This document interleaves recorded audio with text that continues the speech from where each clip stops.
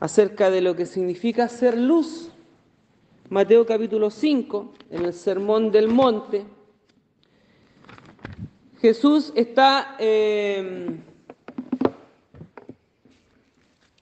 mostrando o enseñando y también desmarcándose de la religión establecida.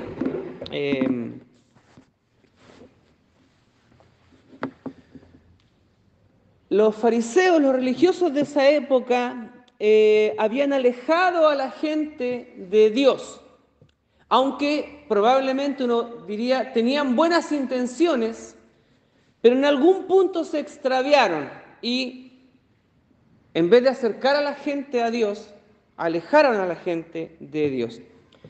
Bueno, una cosa es alejar a la gente de Dios y otra cosa es alejar a Dios de la gente.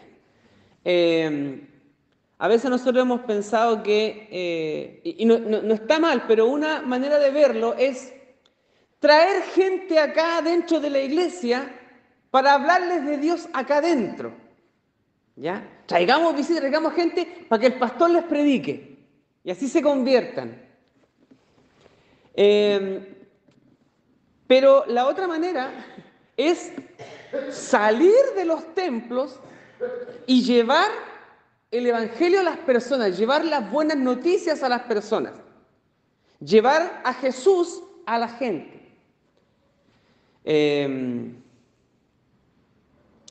Bueno, algunos comedores funcionan, ¿cierto? Donde la gente entra y se les sirve comida en los comedores comunitarios, una olla común, ¿cierto?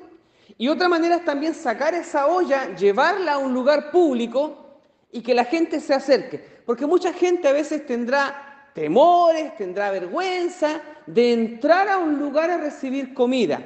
Pero si uno lleva la olla con comida a la calle, la gente probablemente va a tener menos vergüenza para acercarse.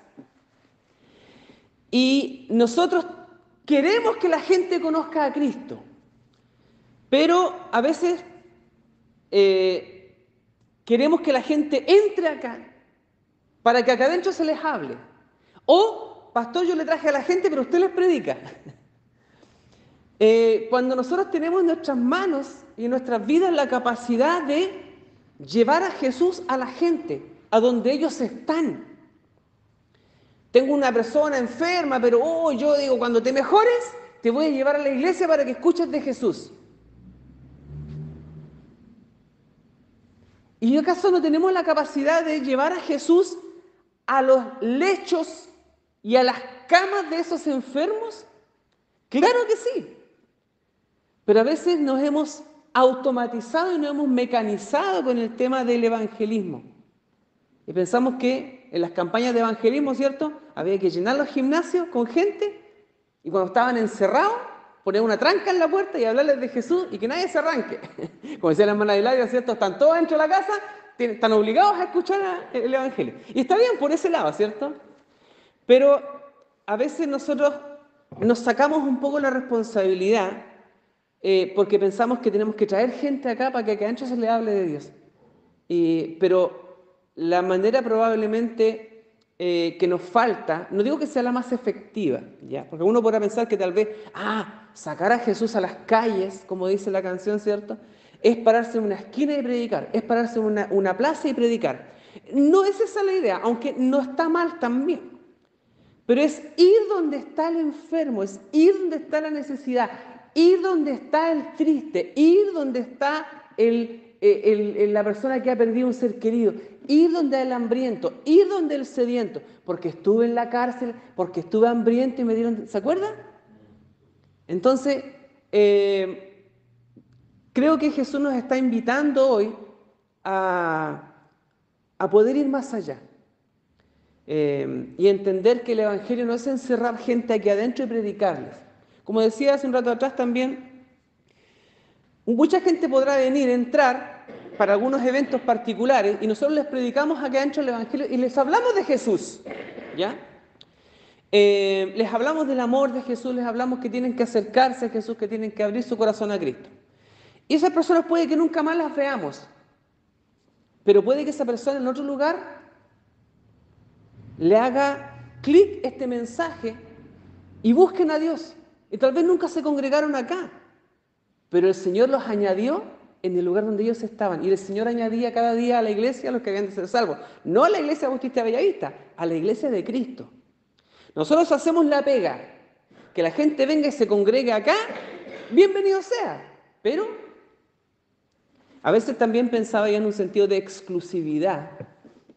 Y decía, no, pues porque nosotros acá queremos que vengan acá, porque acá nosotros predicamos la Biblia, la palabra del Señor.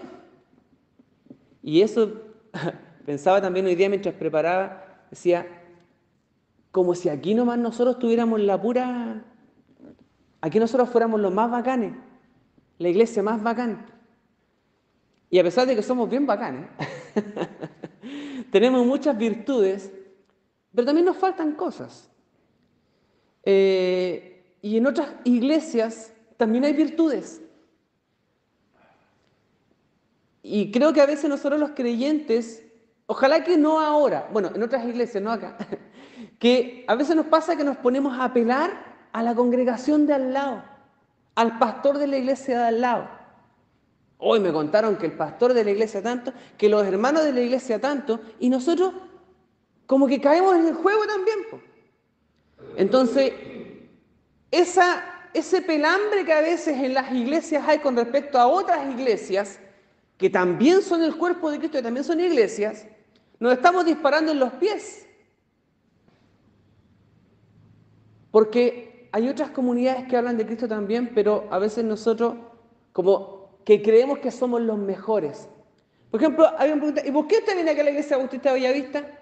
Y yo me camiseteaba.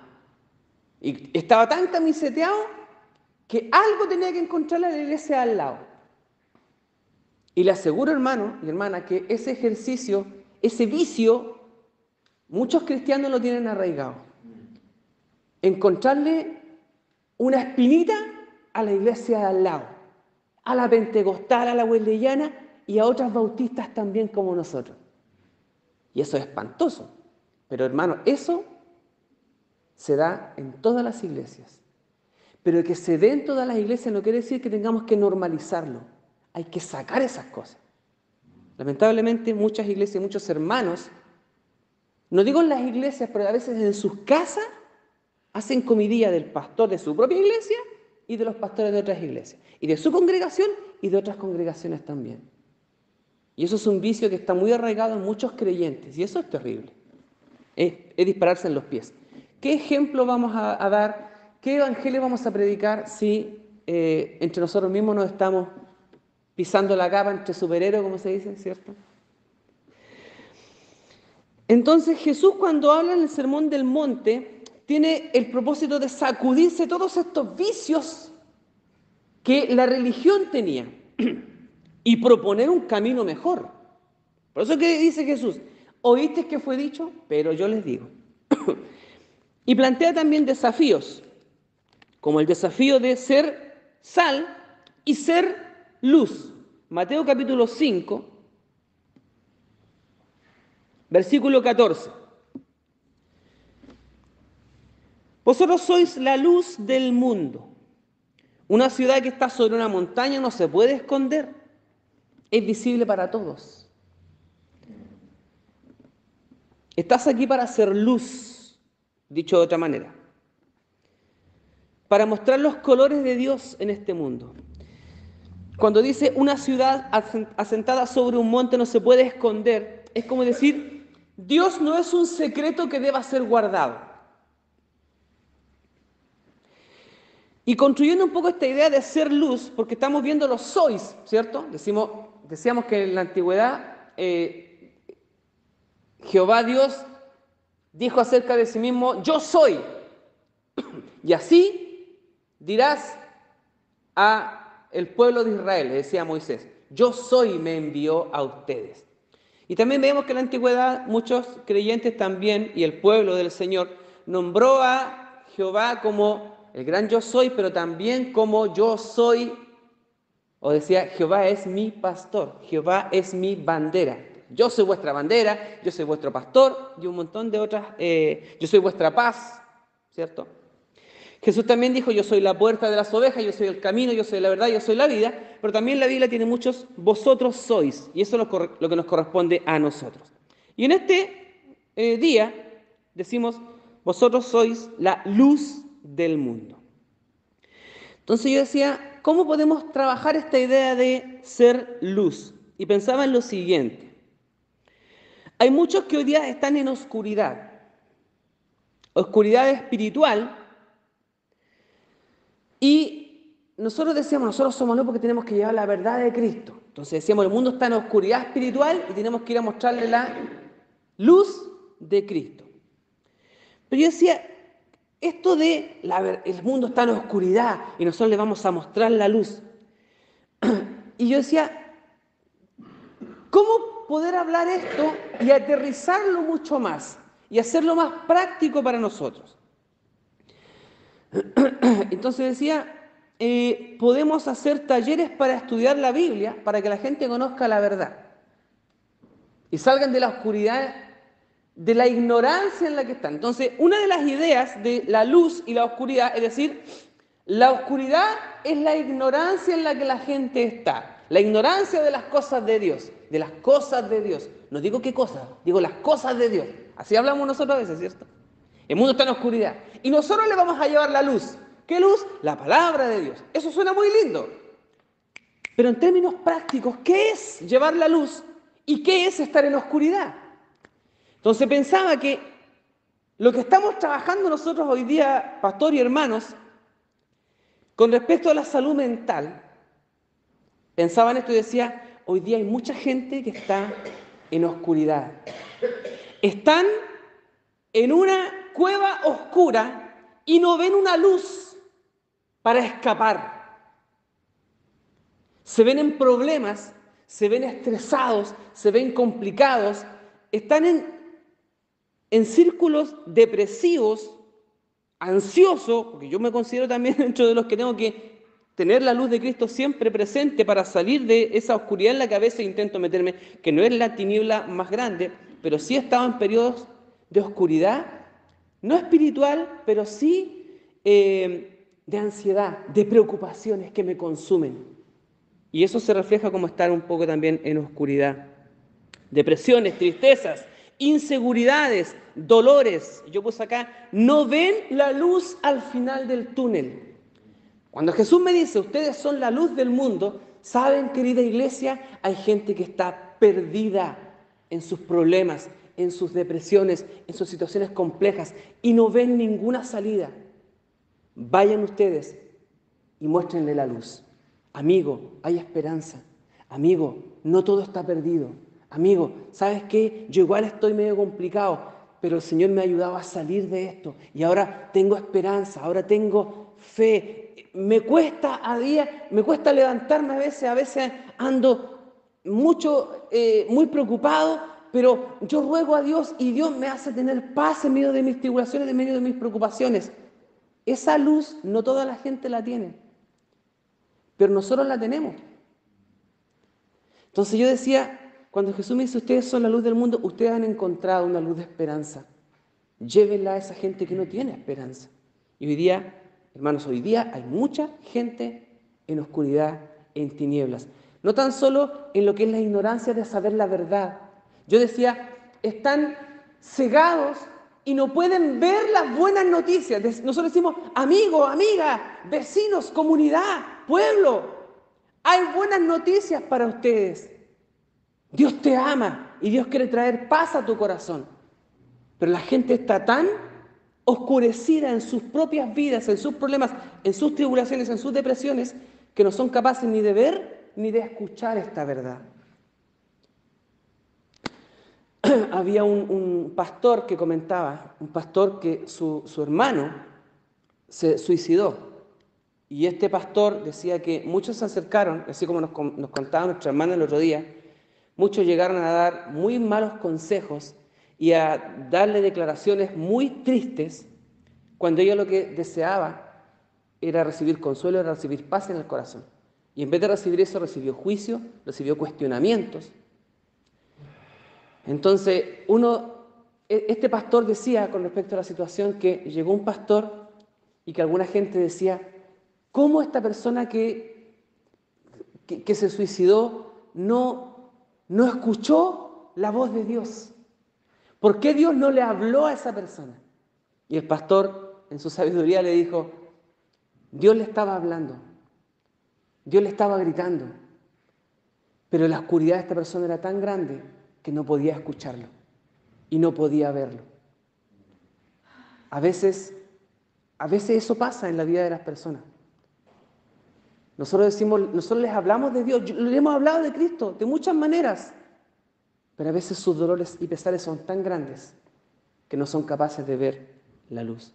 Entonces, nosotros podemos salpicarlo y remojarlos en un montón de versículos bíblicos, pero probablemente esas acciones de tomar las manos, de poner el hombro para que alguien llore, son esas muestras de afecto y de amor, las que les van a hacer a muchos ver la luz del Señor.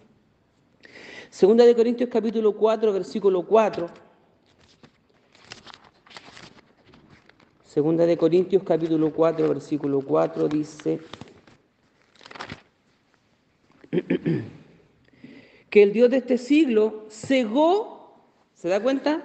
O decir mejor, puso en oscuridad el entendimiento de las personas, de los incrédulos, dice acá, para que no les resplandezca la luz del Evangelio de la gloria de Cristo. Entonces, pensaba en esto yo y decía, hay tanta gente en oscuridad. Y el enemigo se preocupa tal vez de que sigan y permanezcan en oscuridad.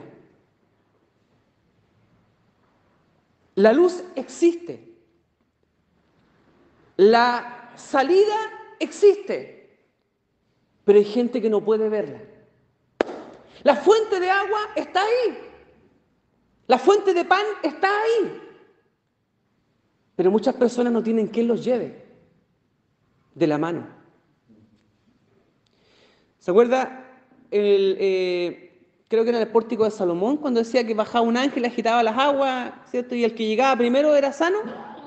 Y había una persona ahí que estaba postrada y decía, porque cuando yo quiero acercarme, alguien va y me gana y no alcanzo a llegar. Entonces, yo pensaba en eso y decía, a pesar, bueno, hay un montón de cosas ideológicas que conviene de repente revisar, ¿eh? Pero decía, ¿cómo no iba a haber alguien que lo tomara en brazos y lo llevara al agua para resolver su problema? En la incapacidad física de este hombre, que hubiera alguien que lo llevara. Como el hombre que estaba postrado y sus amigos hicieron un hoyo en el techo para acercarlo a Jesús, porque este hombre por sus propios medios no podía acercarse. Entonces, nosotros como hijos de Dios somos estos amigos que rompen el techo para llevar a la persona a los pies de Cristo. Nosotros somos esa luz, nosotros somos esa sal. Pero cuando no actuamos como luz, cuando no actuamos como sal, estamos incumpliendo el propósito de Dios. Estamos negando el Evangelio. No estamos llevando las buenas noticias a las personas. La iglesia debe ser esa luz que la gente necesita ver en medio de sus oscuridades. La iglesia debe ser como una ciudad que no se puede esconder. Visible, sí, pero también disponible. Visible y disponible. De nada sirve tener una iglesia con un tremendo letrero luminoso que diga Iglesia Bautista de Bellavista, si los miembros de esa iglesia no están disponibles. No es el edificio el que está disponible, son las personas. Nosotros decimos, ¿cierto? Estas puertas están abiertas para recibir a la comunidad. Pero por más que estén abiertas las puertas, haya un letrero luminoso y haya, unas luces invitando a entrar, si las personas traspasan esa puerta, pero acá adentro las personas son frías, desabridas, sin amor de Dios, entonces es esa luz que se esconde debajo de un almud. Porque no es la estructura la que tiene que recibir a las personas. Somos nosotros los que tenemos que recibir a las personas. Las puertas de la iglesia están abiertas. Sí, pero llegué y no había nadie. Llegué y nadie me abrazó, llegué y nadie me preguntó, llegué y nadie me saludó. Ah, pero las puertas de la iglesia están abiertas. No, las puertas del edificio están abiertas, pero vuestros corazones están cerrados. Luz en medio de la oscuridad. Y yo ponía, como decía la semana pasada también, cuando no somos sal, y hoy pregunto, ¿cuándo no hemos sido luz cuando fue necesario? ¿Ha habido algún caso en nuestra vida o en el de nuestra iglesia, pero más en nuestras propias vidas, en los que se esperaba que fuéramos luz y no fuimos luz? Cuando le negamos la luz a algunas personas, cuando le negamos la luz a alguien, ojalá que no haya sido así. Y que si lo hemos hecho en alguna oportunidad, pidamos perdón. Y digamos, Señor, que no se me pase otra oportunidad en la que hacía falta luz para llevar a alguien y conducirlo hacia la luz, y yo estaba ahí y estuve disponible para mostrar esa luz a la persona que lo necesitaba. Somos sal y somos luz, pero si no actuamos, si no iluminamos, dice la Biblia, no servimos más para nada. Vosotros sois la sal, vosotros sois la luz. ¿Amén? Vamos a otros sois. A ver si alcanzamos a partir por lo menos hoy día.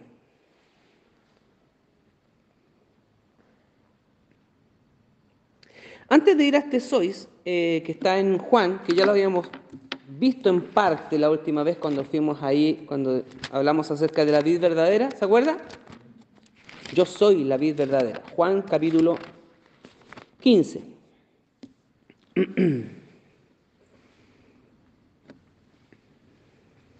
Bueno, ahí hay unos sois también, ¿ya?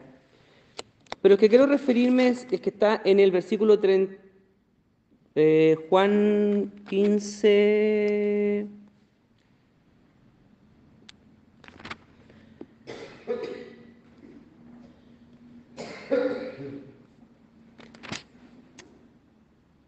Me perdí.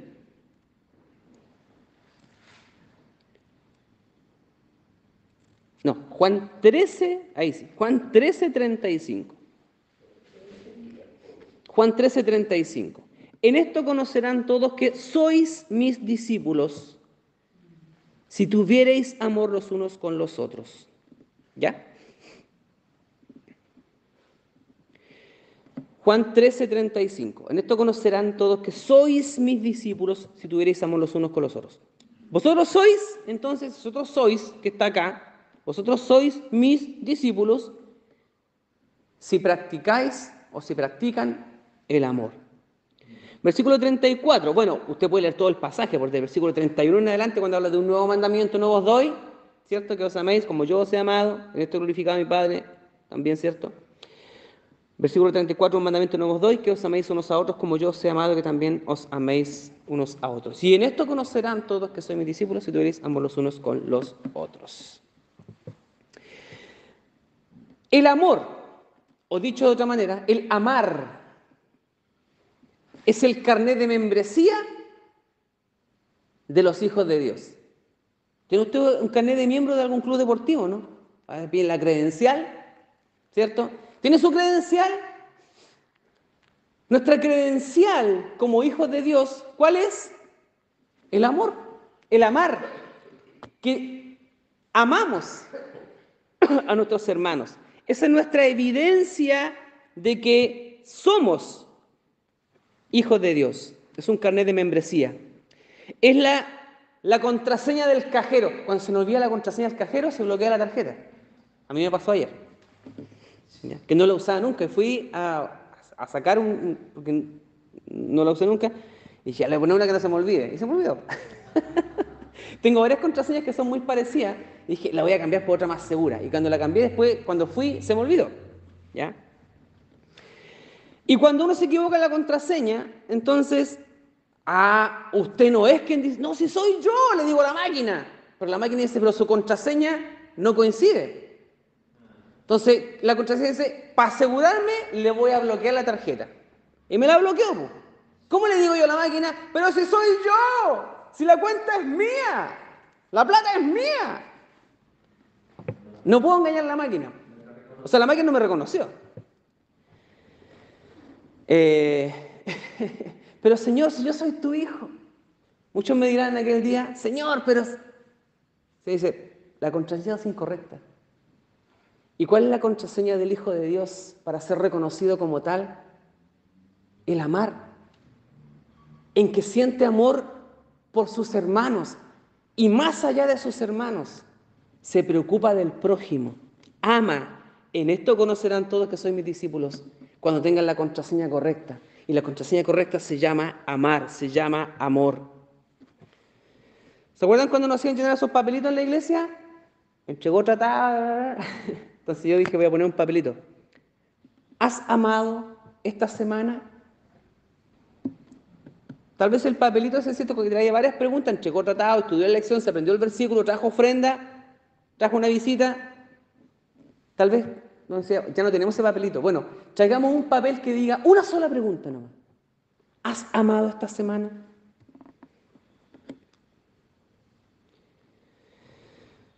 Si has amado esta semana, o si has amado, entonces puedes llamarte mi discípulo. Pero el amar es muy etéreo, es muy así como en el aire, muy espiritual el concepto. Actos que hablen de amar. ¿Cuál es la iglesia verdadera? ¿Cuál es la iglesia verdadera? Según lo que estábamos recién acá diciendo. La que tiene amor. La que ama, la que ha aprendido a amar y practicar el amor que ha aprendido de Dios. No está mal la doctrina, ¿cierto? Yo decía, ¿cuál es esa verdadera? La que habla, la que predica la palabra de Dios. Sí, la que se llena la boca hablando de la palabra de Dios, pero que nunca la hace. Esa no es la iglesia de Cristo. Concepto que un pastor decía hace algunos años atrás, no sacan nada con tener la sana doctrina si esa doctrina no sana a nadie. Si los corazones siguen enfermos, si la iglesia sigue enferma, ¿de qué sirve la sana doctrina? Bueno, no es que descuidemos la doctrina, no estamos hablando de eso. Pero de nada sirve que sepamos las 5, las 4, las que sean las leyes espirituales, que nos sepamos al revés al derecho los libros de la Biblia. Yo me aprendí muchos versículos, me sé los libros de la Biblia de memoria, sé mucha, no tanta, pero sí sé un poco de teología. Pero de nada me sirve si descuido el amar. ¿Cuál es la iglesia verdadera? ¿Cuál es la que da evidencias de que es la iglesia de Cristo? La que ama. En esto conocerán que soy mis discípulos, cuando manifiesten amor y se amen los unos a los otros. ¿Cuál es la iglesia verdadera? La más correcta teológicamente, la que es fiel a sus tradiciones. Aquí estoy hablando de manera irónica. La más correcta teológicamente, la que tiene las mejores, la que conserva sus tradiciones de sus ancianos, la que respeta los estatutos, ¿de acuerdo? Bueno, ojalá que este audio no llegue a la URPAV, ¿cierto? O a la UNAPAV. Por muchos años, se acordará tal vez, la Vero se escuchaba una vez en esas sesiones administrativas, donde había mucho estatuto, había mucha tradición, pero no había mucho amor. Bueno, hijos de su tiempo, nuestros hermanos hicieron lo que pudieron con lo que tenían en esos años, pero a veces se notaba mucho también el apego a la tradición y la falta de amor. Recuerdo un padre que dijo una vez, si mi hija llega embarazada sin haberse casado, yo la echo de la casa. Porque así lo hizo mi papá, así lo hizo mi mamá, así lo hizo mi abuela, ¿cierto? Así era antes. Pero como yo soy fiel a mis tradiciones y soy... Entonces, ¿cuántos errores se cometieron por apego a las tradiciones? Por legalismos. ¿Cuál es la iglesia verdadera? La que tiene más crecimiento numérico, donde sus líderes hablan con elocuencia. Oye, ¿conoce al pastor de la iglesia? Es bien aguasado para hablar.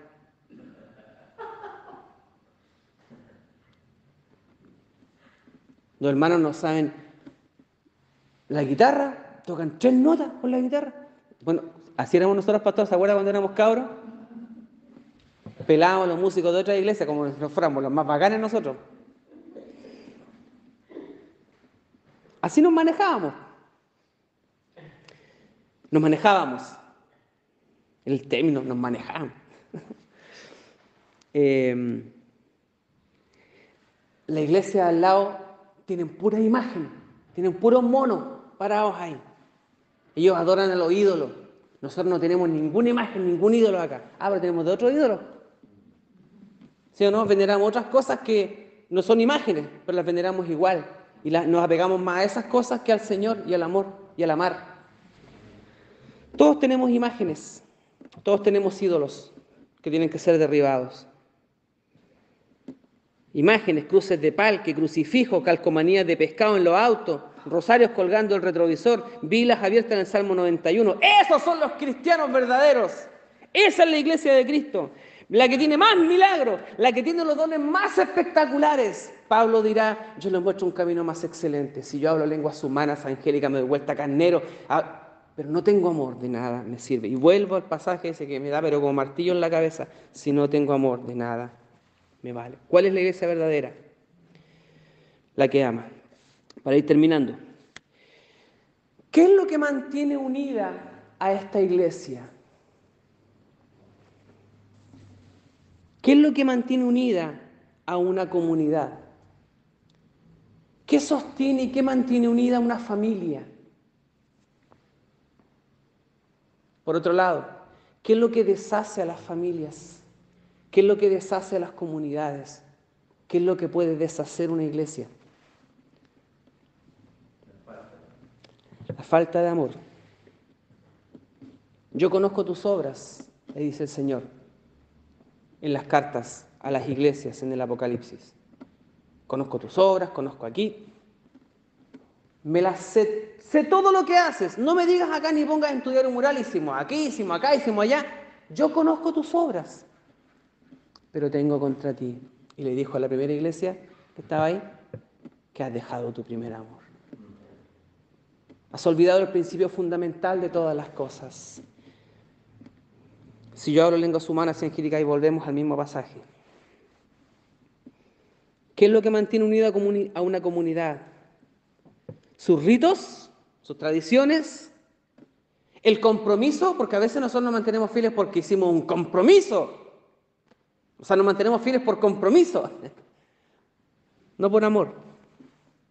¿Por deudas? Bueno, hay una canción que se llama Soy deudor de lo que Cristo ha hecho por mí. Entonces, como estoy en deuda con Dios, le sirvo, porque estoy en deuda con Dios. No está mal por un lado, pero si no hay amor, la deuda no es mucho lo que hace. ¿Qué es lo que mantiene unida a la comunidad? ¿Por qué usted no se va de la iglesia? ¿Por temor al castigo? ¿Por temor al rechazo? ¿Por arrancar del fuego del infierno? ¿O por amor? Alguno podrá decir todas las anteriores. El perfecto amor echa fuera el temor. Y no podemos servir a Dios porque andemos arrancando del fuego del infierno. El amor es que nos mueve. Dios es amor. Dios es amar. ¿Cómo sé que alguien me ama? ¿Cómo amo yo? ¿Cómo sé que alguien me ama? Yo no puedo pedir evidencia que este par de viejitos me aman. Yo cuando fui papá, y ahora, y con cada año que pasa siendo padre, yo digo, ahora entiendo el amor de padre, ahora entiendo el amor de madre, ahora entiendo. Y sigo entendiendo y sigo aprendiendo. ¿Cómo sé que alguien me ama? Bueno, amar tiene que ver también tratar a otros como Jesús los trataría. Tratar a otros como me gustaría ser tratado. La oración y la regla de oro. ¿Cómo tratas a tus seres queridos? ¿Qué haces por ellos? ¿Qué es capaz de hacer usted por un ser amado?